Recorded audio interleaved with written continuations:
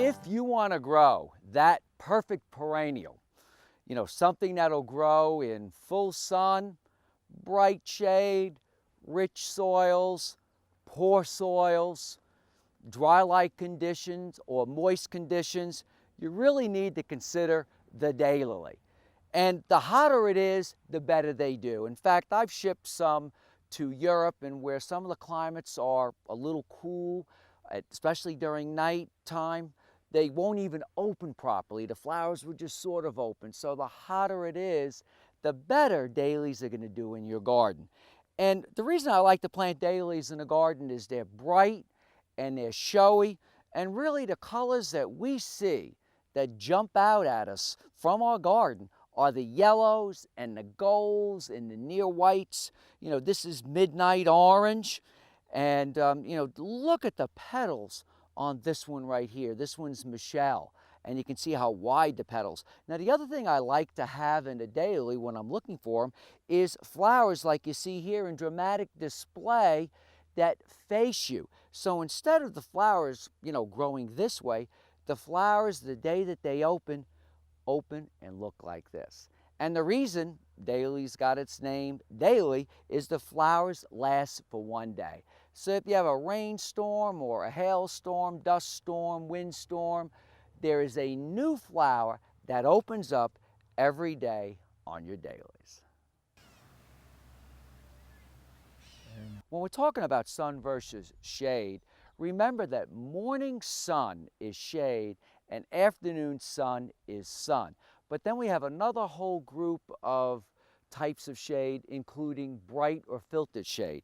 And that is where, if you watch my hand here, you can see it move in and out of the shadows.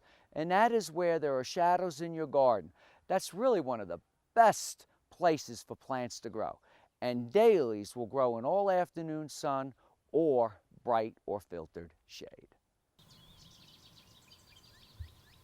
Some of the genetic traits that we've been working on really started with my grandfather 50 years ago. And we're finally seeing, fragrance, blooms that face you, blooms above the foliage, branching, which means you have a beautiful stem with lots of buds up and down the stem.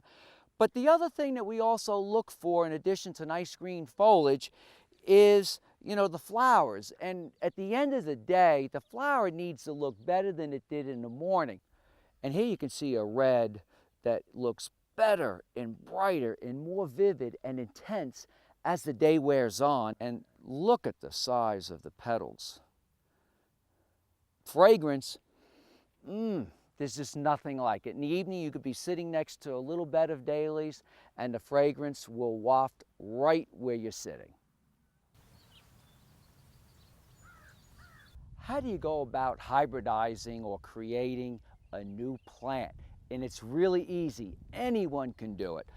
Just keep in mind, normally when I hybridize or cross-pollinate plants, I like to put yellows on yellows, pinks on pinks. It's a beautiful purple, but I like to put a purple on a purple. You just pull out the male parts or the stamens, and then you go to another flower, and you just take the pollen, and you just put the pollen right there on the female or the pistil.